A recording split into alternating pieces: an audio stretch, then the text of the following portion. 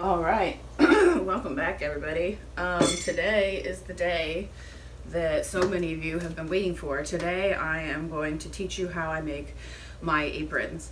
Now there's lots of great apron patterns out there. This is one that I came up with back in probably about 2009, and I taught classes on it for a while. It's called the Awesomely Easy Reversible Apron. It's going to take 2 full yards of fabric. Other than that, you're going to want to have preferably freezer paper. If not freezer paper, just a large piece of paper. You could even take flatten out a paper grocery store bag, anything that you can draw on and cut so that we can make our pattern. And other than that, all you're going to need is some thread, and if you have something like a chopstick or a knitting needle, that would come in handy too. So here is a stack. I made 9 aprons yesterday for one of my clients, and she wanted all of her family to have matching sets. So this is the mommy apron. You can see it's got a nice bell shape, nice long straps. And then here is the coordinating children's apron, which I'm going to do a video on this one too, so don't you worry. It's easier to learn the trickier one first, which is the big one.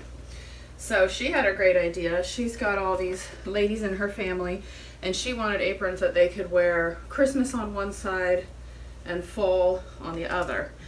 So all of the women in her family are going to get these for gifts this year. And I just thought, what a fun idea, you know, and they can do all their baking for Thanksgiving and Christmas in all their little matching aprons. And I cannot wait for her to send me some pictures of her family to see how good they come out. So anyways, the first thing we need to talk about when learning to make an apron is, unlike a project like a mask, this is something you're going to need a pattern for. Okay, so here I have a piece of freezer paper. Back when I first started doing this, I would just go to the grocery store and buy the 4-foot roll of Reynolds freezer paper. I wasn't doing nearly as many projects, so that was fine. But about 10 years ago, I bought this roll of, I don't know, it was like 2,600 feet of freezer paper from Restaurant Depot. I think I spent less than $30 on it. 10 years later, I'm still using it. So if you have a Restaurant Depot around, it's definitely worth the trip if you intend on making any patterns in your future. So here is this right here. You can see it's well worn, is what my pattern looks like. I don't cut the full apron pattern. I cut my pattern, which is half of the apron, and then when I put it on the fabric, I'm going to put it on the fold. So you will only need a piece, you know, of freezer paper that's, you know, approximately 20 inches wide by about 36 inches long. And like I said, if you can't find freezer paper, any other kind of paper will do. It's just the nice thing about freezer paper is we can actually stick it to our fabric, and I'll show you that part later. The easiest way to make a pattern is not to just sit here and try to draw a shape, which you can do if you're adventurous. The easiest way would be to find an apron, and this is just a regular, you know, regular commercial grade little kitchen apron. It used to be longer, and I chopped it off, and I use it as an art smock for the kids. So what you would want to do is take the apron that you have, and if you don't have an apron, you could potentially use something like a little dress or something that still has the same kind of nice shape. But an apron is best, so borrow one from a friend or something like that. You're going to want to just trace the shape, and as you can see, I folded it in half, and I have the folded edge lined up against the edge of my paper. And I'm just doing a rough tracing here. So there we go. If you like this, you know, very simple shape of apron, then your pattern is literally ready to go at this point. If you want to do something more like mine that has this bell shape, what you're going to want to do is come to this point here where the apron strap is, and you're probably going to want to bring it down just a little bit longer, maybe an inch or two down. And this part you are going to have to wing it. Just cut off that corner with a nice smooth curve. And you may have to redraw it a couple times.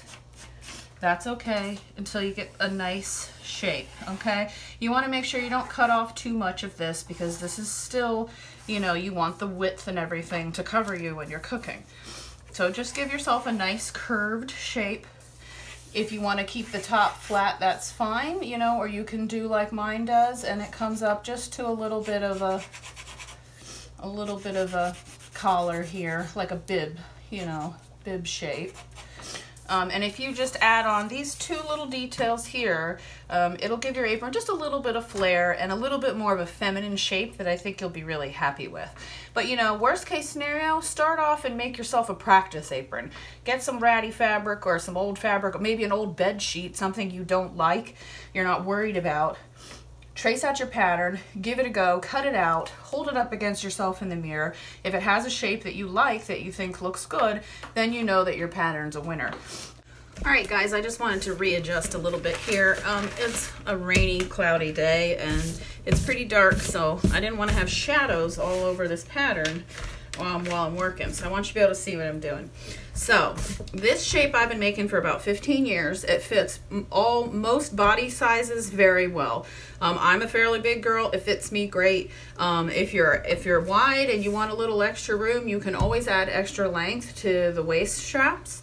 Unless someone is very, very large, this pattern should fit them just fine. But you can always do a barbecue style apron or something like that if you're worried about somebody's body size. And I will have a tutorial on my barbecue apron coming up. But if you have a barbecue apron at home, you can trace it just like this. You can follow these exact same steps as far as how to put it together and still come up with a really nice apron. You don't have to use this shape.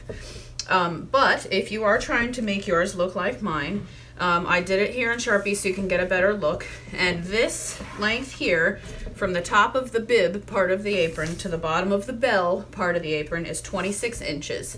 This line right here, from the center of the apron to the point where the straps are going to meet the body of the apron, is 16 inches. One important thing when you're making a pattern, always mark your folds or any areas that are really important. You don't want to get all excited and lay down a pile of fabric getting ready to make some Christmas presents and then, you know, slap it on, cut it out, and realize you cut your pattern incorrectly, because then you are going to cry and Christmas will be ruined. I'm just kidding, but you'll have a lot of wasted money when it comes to fabric, and that's really sad. So my apron has this angled pocket, and I really like this pocket because I fold down the top and it gives it a really nice kind of finished, tailored look. And that's 99% of the times, that is the thing that I hear people comment about when they see my apron hanging up in the booth is, oh, I love the pockets. So to do my tricky little pocket, it's not that hard.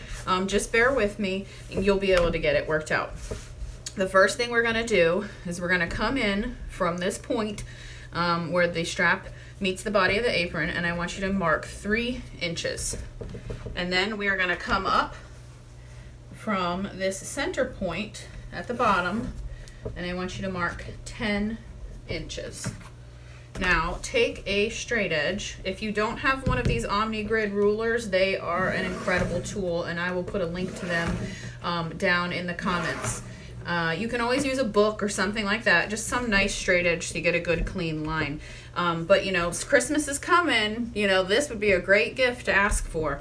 And these little safety things on the top, they don't come with the ruler. This was actually something I purchased separately, and it sticks down and it helps you hold on to the ruler, which is also a really nice little thing to add. And there's several companies that make different brands of these in different styles. There's ones that are even like suction cups, which are cool. Anyways, back to the pocket. Okay, so we have 3 inches, 10 inches. We've drawn our diagonal line. The next thing I want you to do is I want you to come in 1.5 inches and make a mark. And then I want you to come in 5 inches and make a mark.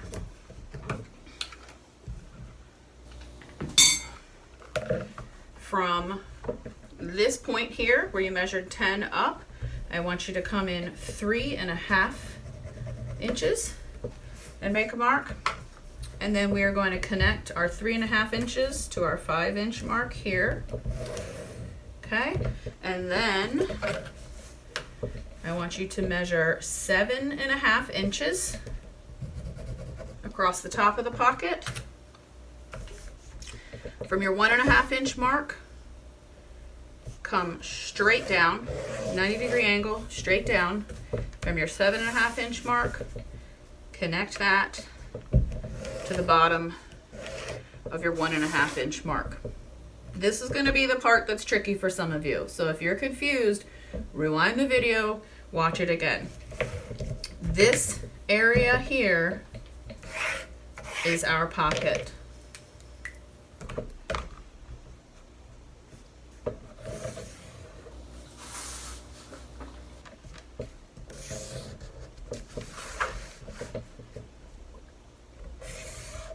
Right there. Now, always good to label. Obviously, we're not going to want to cut a big hole out of our pattern. You know, we're going to cut out this entire body of the apron, and then we're going to trace this pocket piece onto a separate piece of paper. Alrighty, I've got myself another piece of freezer paper. As you can see, one side is shiny and one side is, you know, like regular paper. This part is important if you want to save some fabric. If you've got lots of fabric to work with and you screw this step up, it's not a big deal. But I have designed this pattern to be cut very neatly out of a single yard of fabric. So if you do, this step is important to make sure that it fits into 1 yard of fabric perfectly. So, you know, if you're using regular paper, just make sure you mark the front side from the back side so you know. But with freezer paper, it's easy. I know the back side is shiny. I want to have a mirror image of this pocket that I have drawn. So, all I did was flip the paper over, and I'm going to trace it on the back side.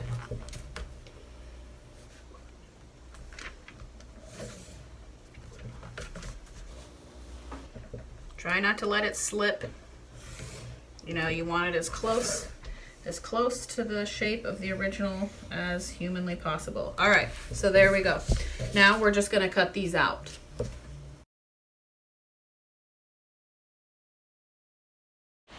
All right, so we've got everything cut out. I'm just gonna label my apron pocket. And as you can see, it is a mirror image of the one we traced onto the pattern, and I'll show you why I do it this way coming up next. Welcome back to the ugly ironing board, which as you can see has had a bit of a makeover, which makes me very happy. So anyways, this pattern was designed to use 1 yard of fabric. This super cute fabric, my client purchased this, I believe, at Joann's. Her name's Faith. I met her in the mask booth and we got to talking and we learned that we were both autism moms, and she asked if I would make a apron for her daughter, so of course I said yes. When your fabric comes, you know, it's folded on the bolt. It usually has a nice clean crease, and that's what the edge that we're going to work off of is that folded edge. The only tricky thing is, you know, normally it should be lined up fairly well like this. If you get a piece and it's, you know, the crease is way off, so it's not actually in the center of the yard, you're going to want to lay it out, line up the creases and iron it, line up the raw edges and iron it so that your crease is in the center of the yard. That's going to be important to making sure you have enough fabric for your straps. So the first thing I'm going to do is I'm just going to lay this out nice and flat. Obviously this one doesn't have any wrinkles in it. If it was the end of the bolt or it was all crunched up or wrinkly, I would iron it so it's nice and smooth. Also, pay attention to the direction of your fabric. If your print is running in one direction, you need to make sure that your apron is going in the correct direction, because nobody wants an upside down apron. Okay, so the first thing we're going to do is, like I said, you marked your fold and you're going to line that up with the folded edge of your fabric. It doesn't need to come all the way to the top, but I like to keep it pretty close, because again, you know, the closer you are, the less waste you have. As expensive as fabric is right now, you know, save yourself a little bit of money and try to have a little less waste. The reason I use freezer paper, if you've seen like my doggy bandana videos, is because when you put it on your fabric, this shiny side will stick to the fabric when you hit it with a hot iron.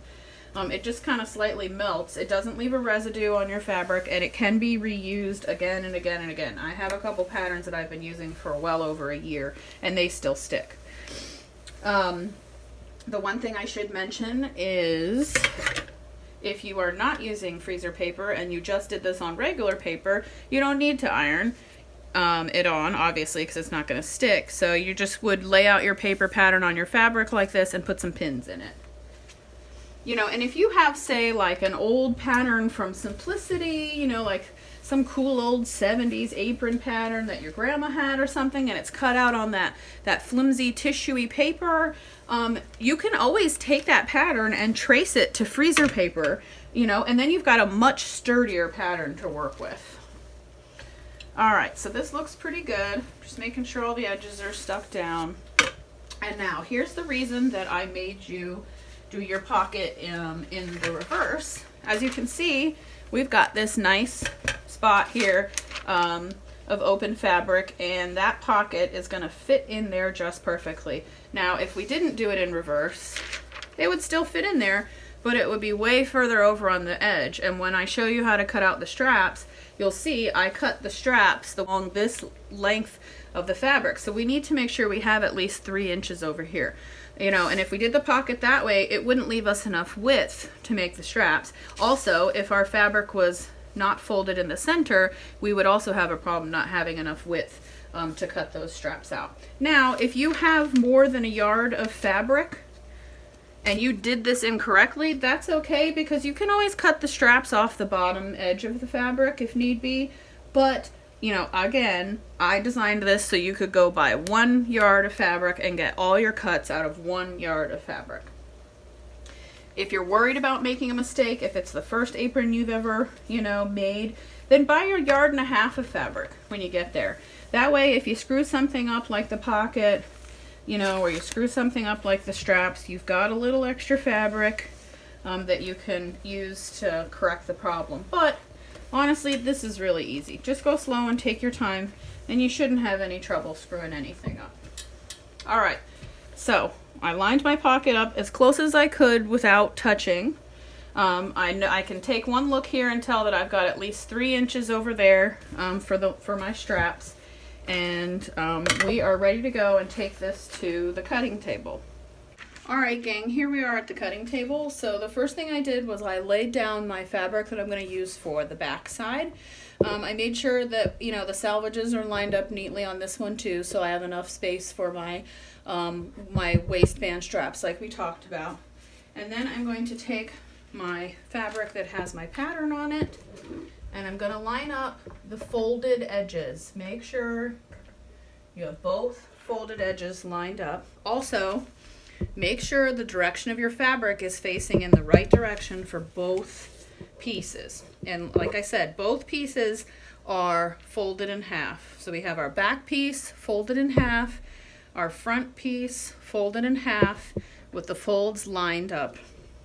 All right, now we are ready to make our cuts. And if you haven't noticed, the fabric has changed. I hate to say it, but I am much better at sewing than I am at making YouTube videos. It usually takes me longer to edit these and post them than it does to actually film them, and I didn't realize until I was getting ready to put this video together that I totally screwed up the video for the first round of cutting, and clearly we can't recut our fabric. So the sad fact is this is actually the 3rd time I've filmed this. I just wasn't happy with the explanation. I wanted this to be as simple as possible for you guys, so you could easily understand. One other thing I'm going to add in that I didn't add in the beginning when we were going over how to draw out your pattern is this point here of the pattern, where the flare of the bell begins to take shape, is 10 inches from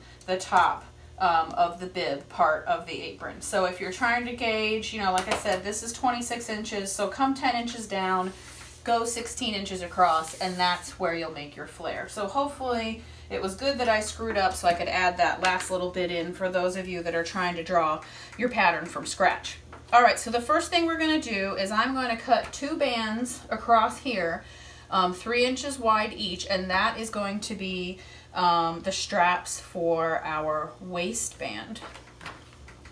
And if you don't have a rotary cutter like what I'm using here, which is basically a circular blade, you can do this with scissors, but it would be pretty tricky to stack fabric and cut it with scissors and have it come out with a clean mirror image. So I would recommend putting your pattern onto your fabric and using something like a chalk pencil or a Prismacolor pencil or even a ballpoint pen, and tracing the shape onto your fabric, and then you can cut it out with scissors.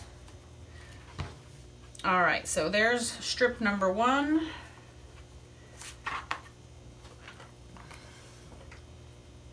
And here is strip number 2. As you can see, my poor cutting table has really taken a beating with all the mask making that's been going on this year, so maybe I'll ask Santa to bring me a new cutting mat.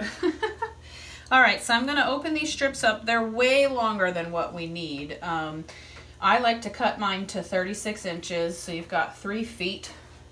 And you know, these are the width of the fabric at this point, so they're gonna be somewhere around 40, 42 inches. And I am putting the black sides together because, again, I want this to be a mirror image. And I'm going to cut off the tips here at, you know, approximately a 45-degree angle. It doesn't matter if it's exact. Just make a nice clean cut and give yourself a nice sharp little tip, and that'll be, you know, give you a nice little tailored look for your straps. So I'm going to line these up. I'm going to measure out 36 inches.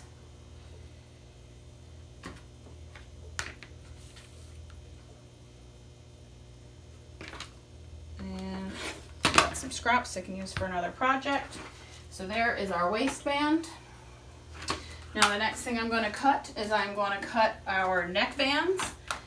And they are going to come off the side here. That's why I said we needed to make sure we had at least 3 inches of width, because we're going to cut them 2.5 inches. So I'm just going to come right up against my pocket here. Give myself plenty of room. I recommend coming over to the pocket as far as you can and not measuring your 3 inches off the raw edge, because as you can see, they don't always line up. You know, while this one's black on the whole width of the fabric, this one's got a big chunk of white, and we're going to have just enough of the red to make a nice clean strap. So I am measuring this at 2.5 inches wide. Always, always measure twice, cut once. That's the golden rule. Let's see, and I'm not doing a very good job of measuring right now, but I really don't want to have to film this segment for a 4th time, so if you'll just bear with me for a second. It's pretty pathetic, I know. All right, there we go, 2.5 inches.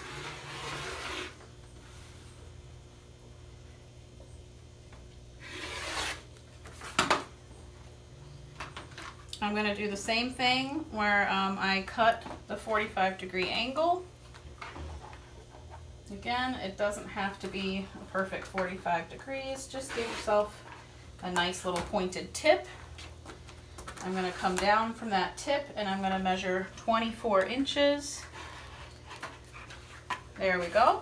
So now we have our top straps and our waistband, and the next thing I'm going to do is just cut out the apron. I like to start at the bell and work my way down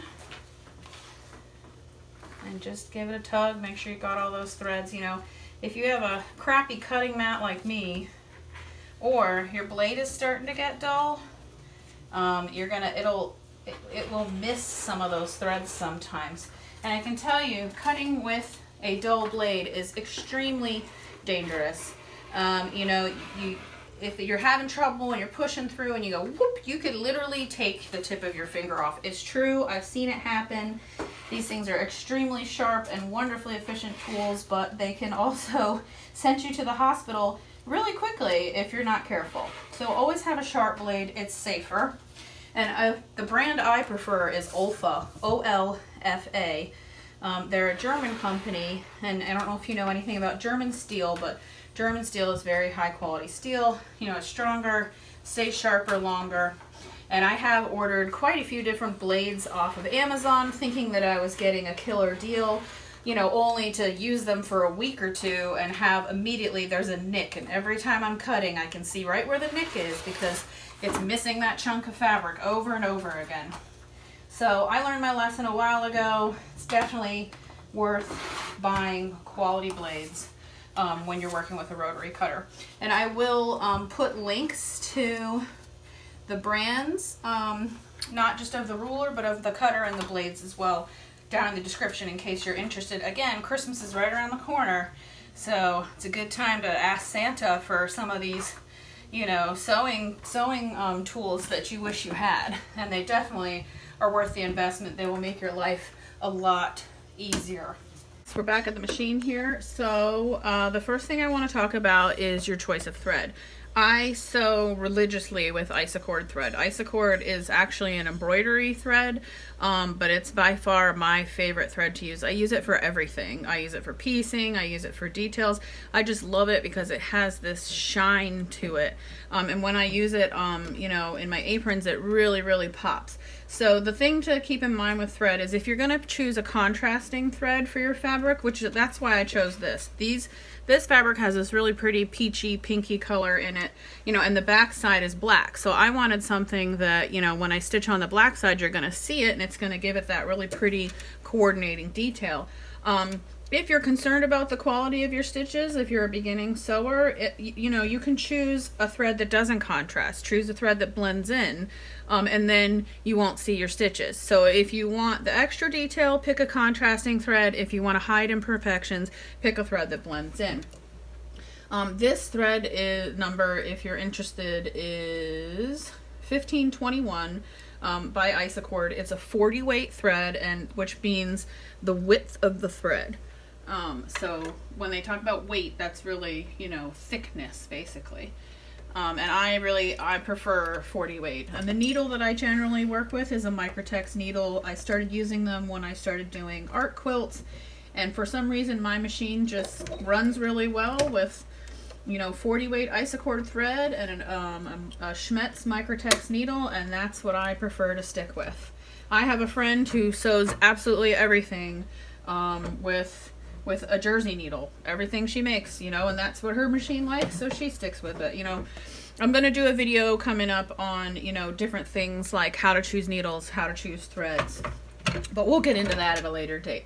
So anyways, the first thing I've done is I've got all of my sets of straps and my 2 sets of pockets. We're not going to worry about the body of the apron right now. Every single piece is going to be right sides together, so pretty sides touching. And we're going to sew every single one of these pieces to its mirror image. And I'm using about a 1/4 inch seam allowance. Like I always say, I just run off the edge of my presser foot, which comes out to about a 1/4 inch. You know, if you have a 1/4 inch foot, this is a great project to use it for. So what I'm going to do is I am going to be leaving this bottom bell-shaped curved area open. I'm going to come up the short side, across the top side, and down the long side.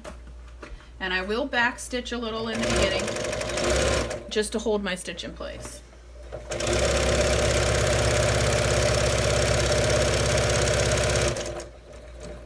At the corners, I'm going to leave my needle down so that I can pick my fabric up and move it without losing my place.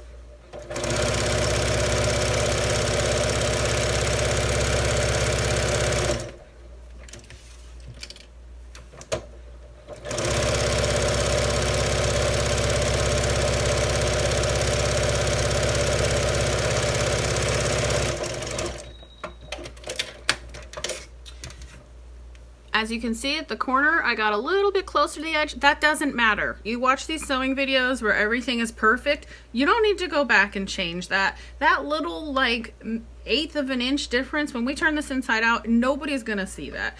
Nobody's gonna care. Do not stress out about little things like that. As long as you got both sides of the fabric with a decent little bite, you know, so it's not gonna come unraveled, you're fine. So I'm gonna go ahead and speed this video up so that you don't have to watch me, you know, sew through every single one of all of these straps.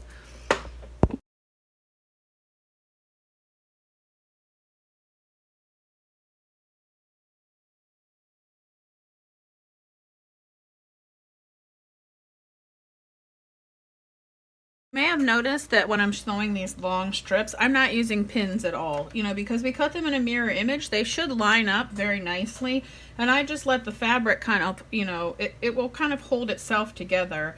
If you put pins in it the whole length, it's just going to shift and buckle, so there's really no point. I just continue to smooth it. You know, if it starts to kind of end up like this, stop it, lick your fingers, you know, line your fabric back up and keep going. I always say that sewing long lines like this is kind of like driving a car. You shouldn't be looking right here where your needle's entering the fabric. You want to be looking down the road. You want to be your eye on the fabric that's moving itself into the machine. If you're only watching where your needle's going in, by the time there's a problem, you've already gone too far and you're going to have to stop and pull it out and go back. So I'm always watching my fabric more down in this area, making sure it's lined up. You know, I'm not tugging it. I am just gently guiding it. I'm really not putting any pressure on it at all. I'm letting it smooth through my hands, and as you can see, we're a little off here, so I'll stop, line it back up, and keep going. And if it's not completely lined up, again, it's not a big deal. And just like with the pockets, I keep my needle down when I turn my corner, okay?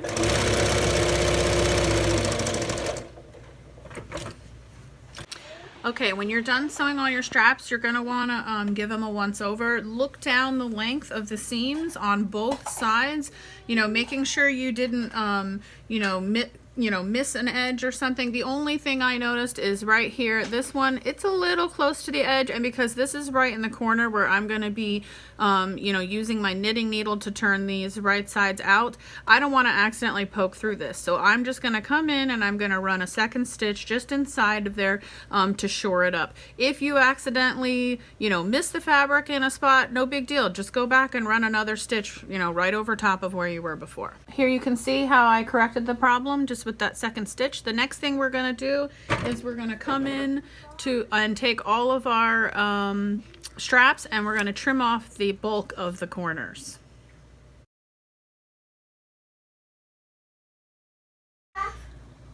Okay, so as you can see, I've just trimmed off the corners. Make sure you don't accidentally snip your thread there. If you do, just go back over it like we did before. And I did the top, this is the pocket, so these are the corners at the top edge there. All right, guys, for the next step, we're going to take our 4 straps and our pockets, and we're going to turn them right side out. So I like to lick my fingers and just kind of give it a little wiggle like that. And then I take my thumb and push it in to start turning it. This is where something like a knitting needle or a chopstick or a dull pencil comes in really handy. Anything kind of long and straight like that. Use it to turn your straps right sides out. And then I like to take the tipped point here and work it up into the edge here to try and make this point, as pointy as I can get it. It's never going to be like perfect, because you still have some bulk left over in there, even though we trimmed the edges. But if you get it kind of like this, it's going to look nice, and again, it'll have that tailored look. So you're going to want to do this for all 4 of your straps, and then the pockets are much easier. You don't even really need a knitting needle for the pockets. You're just going to want to poke those corners out with your fingers. They look pretty good, but if you get the knitting needle in there, you can just get it a little more squared off, just like that. All right, so the next thing we're going to do is iron. This is where a knitting needle or a chopstick comes in handy. I'm just going to use this to push out all of the seams that I sewed. I'm just sliding it gently along the edges, and then I'm going to press it with my iron. As you can see, the cutting video is not the only video that I screwed up. So here for the straps, we're going to do the same thing for all of them. I'm going to use my knitting needle, and I am going to slide it down to the end. You know, see if you can't work out those corners just a little bit more so you have a nice little point. And then I'm going to put my iron on the tip, and I will use my knitting needle to gently push out the seams down the sides of the strap. And as I do this, I'm just going to slide my iron along the length of the strap. And just like I said, just gently, you know, use that knitting needle or your chopstick or whatever you've got to try to open up those seams inside so you have a nice even width down the length of your strap. Hit it with a nice hot iron. I always want to flip it over. Press both sides so they both look, you know, clean and crisp. And there you go.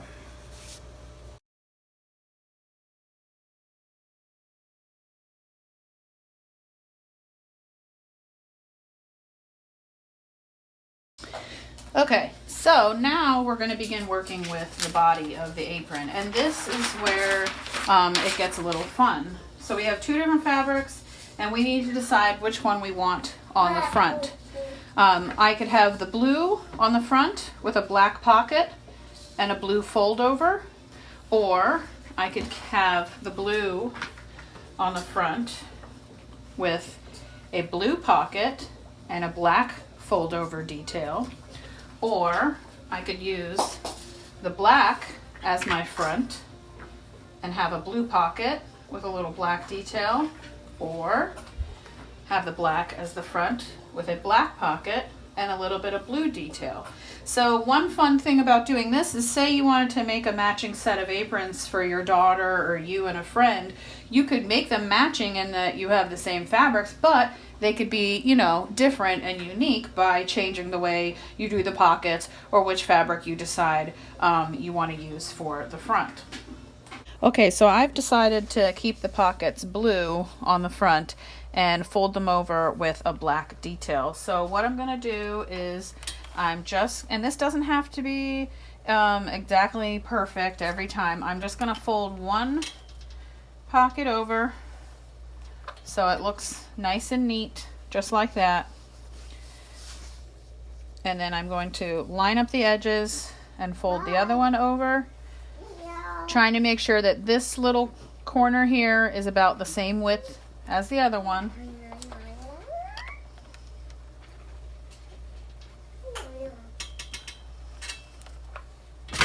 And that these two folds line up. So they look fairly similar. Like I said, it doesn't matter if this is off by a millimeter or so. It's not a big deal. I'm going to put one pin in each of these just to hold them in place. And then the next thing we're going to do is we're going to put the detail stitches on our straps and our pockets. All right, so we're going to sew the little detail stitches on our pocket fold here. I'm just starting in the corner, back stitch just a little. As always, I'm just running off my presser foot, and I'll keep my needle down when I turn the corner. Going to be a little close to this pin, so I want to pull it out so I don't accidentally run it over, because that would be a bad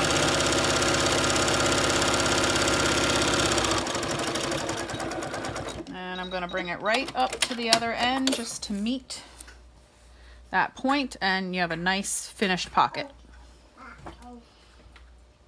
All right, I'm just going to do another nice detailed stitch running down each of my straps. Again, I'm just running off the side of my presser foot. Always with my eye a little further down the road so I can watch where the fabric is moving into the machine. I'm going to slow down, needle down to turn the corner. Just slow down when you get towards these little tips because sometimes they're a little bulky, they get a little chunky, and you don't want it to get jammed up.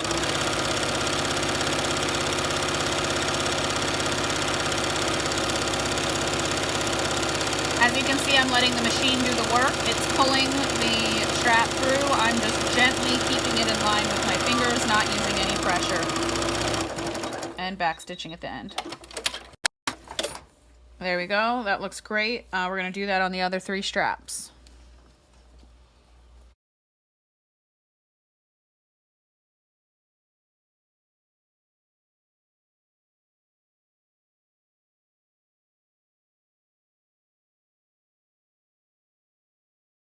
Back at the cutting table, and I've chosen blue for my front, and I'm gonna, like I said, I chose the blue pockets with the black detail. This was a pretty hard decision for me because this apron looked really cool no matter which way I did it. I honestly really wanted to do black for the front, but I had a feeling that the client really liked this fabric the best. So what I'm doing here is I'm just eyeballing it. I'm making sure that these spaces look about the same, that these distances from this center crease look the same, and right here also. You can measure it with a ruler if you want to. It's not that big of a deal as long as they're not really far off. I've done this so many times I don't have to.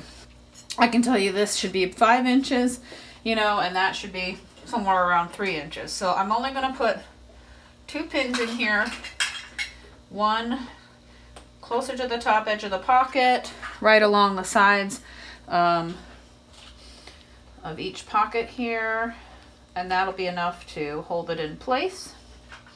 And then we are going to put the top straps on, and when you do this, when the apron's open, it's gonna look like this with the black detail, but because we're sewing this inside out first, we're going to lay them down so that the blue side is facing up. So the same side as the front of your fabric you want facing up, so that when we turn it right sides out, it'll look like this. So you'll have the black details to match the pocket and the side straps. So these are the same length.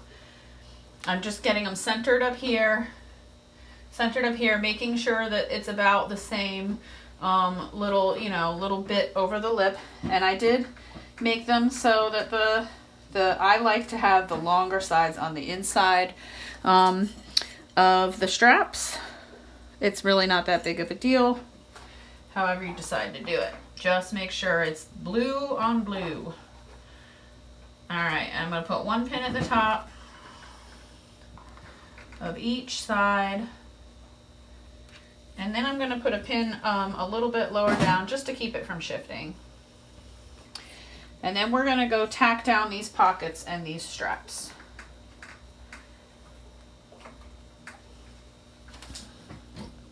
All right, this step is super simple. So all I'm going to do is run a nice sturdy stitch down each side of the pocket. I am going to back stitch more than once over the top because this is going to get a lot of stress with your hands being put in it. And that'll just, help your pocket stay in place over time. It is a little bulky because of the fold, so just go slow. And I'm, going to go 2 or 3 times over that bulky part, and then I'm just going to come down the side of my pocket. I am running closer, a little bit short of a 1/4 inch seam allowance, just because I don't want a big flap on the side of my pocket. I want to keep my stitch fairly close to the edge.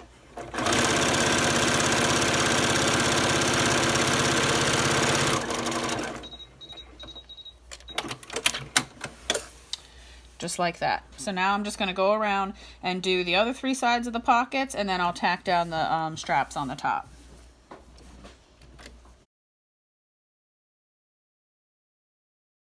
Alright, so all we got to do for the top straps is just run 1 line across here. This is just to hold it in place in lieu of pins. I kept it fairly close to that top seam. And I'm just going to do it on the other side. Just like that. And now we're going to go sandwich these together and we're almost done. Alright, here's my apron. I've taken out all the pins and I've snipped the extra threads, the longer threads. And what I'm going to do is I'm going to take my back piece and we're going to lay them right sides together. So pretty sides together. Make it an apron sandwich. And I'm going to, this should line up fairly easily since we cut it in a mirror image. And just smooth it out. Try to get all your corners. If it's off by a smidge, it's no big deal. That's no big deal.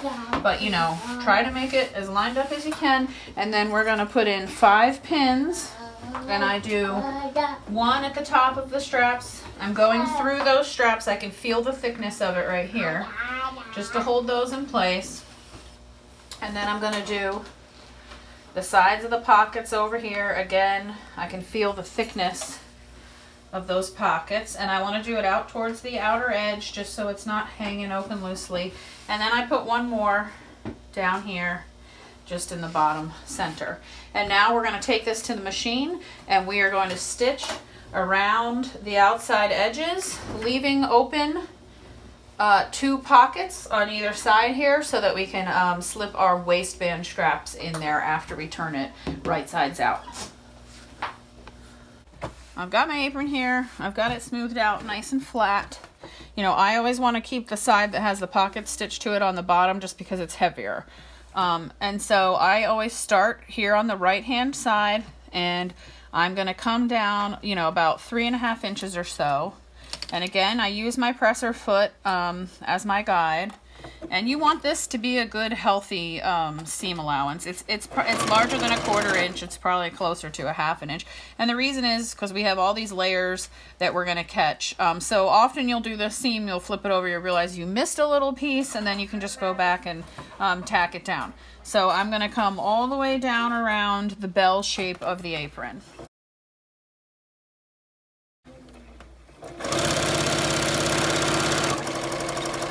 Alright, so when I come back around the other edge, when I get close to about 3 inches, like I said, it's about 3.5, I'm going to back stitch. I'm going to cut my threads. I'm going to leave this section open. And I'm going to come back up around here. And we're going to work our way up to the top, across the collar, and back down to the other side. One important point I'd like to make is when you come across this straight edge along the bib of the apron, you do want to take time and make sure that this seam is nice and straight, because this is really going to be the top center of your apron. It's an area where everybody will see. Unlike a lot of other areas where small little imperfections might not show that much, you know, if that seam is like really off, you're going to notice.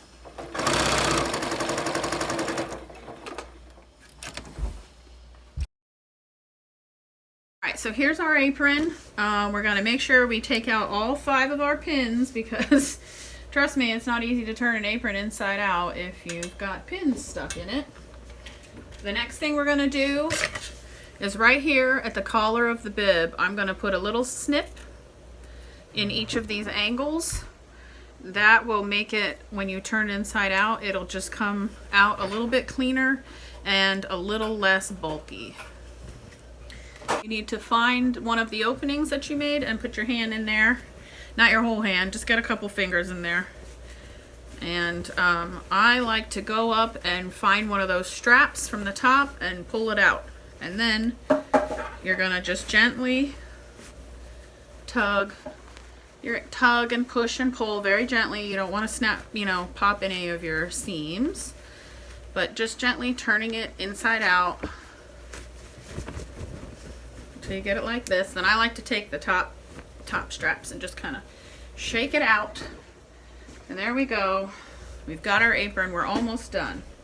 Alright, so here we have our apron. It's all stitched together, turned inside out. I'm going to take my knitting needle and slide it in the pocket that we made there on the right hand side. And I'm going to bring it all the way to the opposite side of this bell shape here. And I'm going to use it and gently push out that seam that we sewed, just like we did with the straps.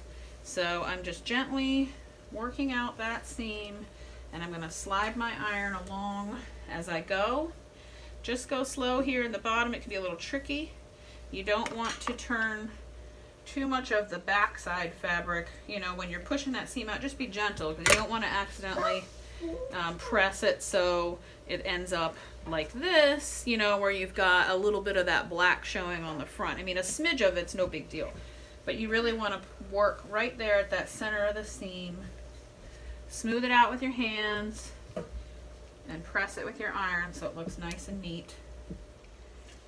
And then we're going to go up and do the top. So I'll come up the right hand side here, and just like I did, this already has a really nice shape. I'm honestly not going to poke out the corners too much. It already looks nice. I'm just going to flatten it out. Every once in a while you might get a little wonky up in here, and you may want to use your needle to smooth it out, or, you know, to crisp up some of those corners, but this actually looks all right. So then I'm going to come slip my needle in the opposite side here and just work down this seam, gently pressing it out and ironing it flat. All right, and now the only thing left to do is put on our straps. One thing I want to mention is before we pin our straps, we want to make sure to tuck in these raw edges. Sometimes they're a little tricky. It helps if you lick your fingers and press it with the iron.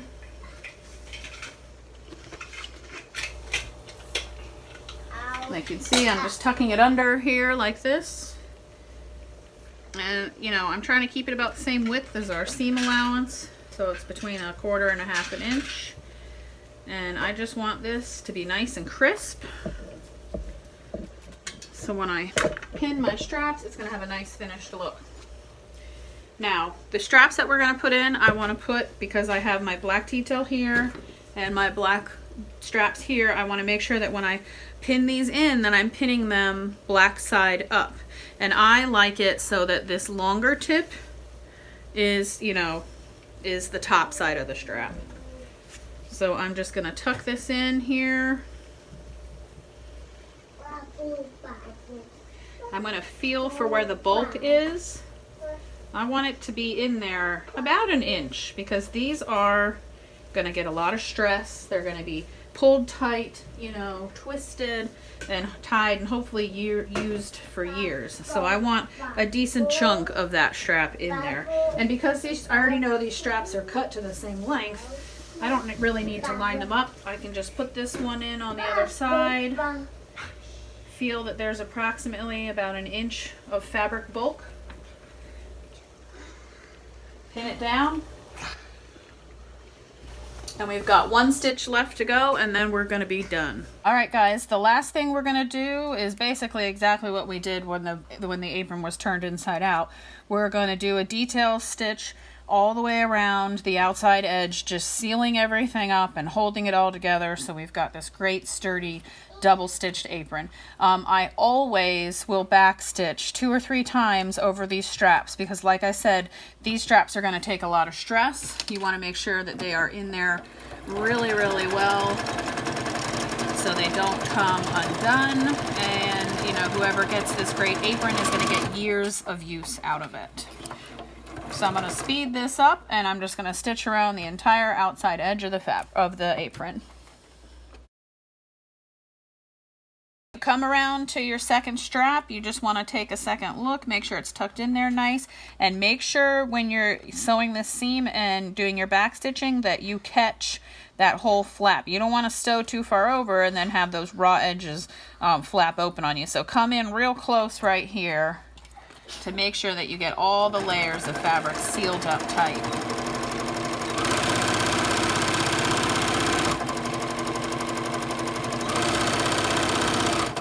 All right, there we go.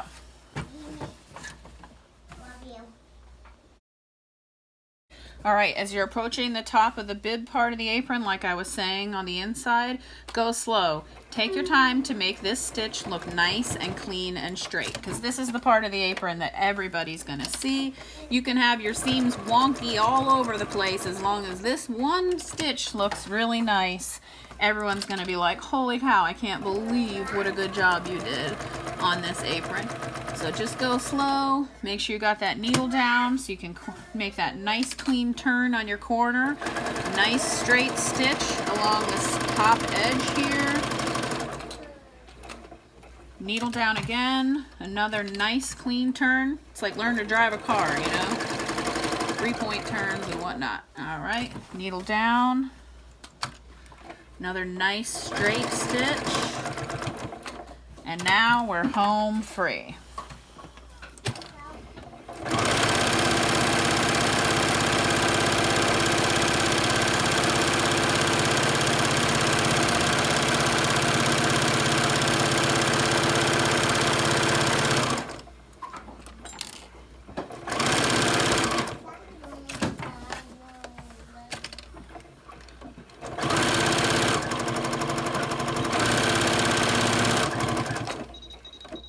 All right, that's it.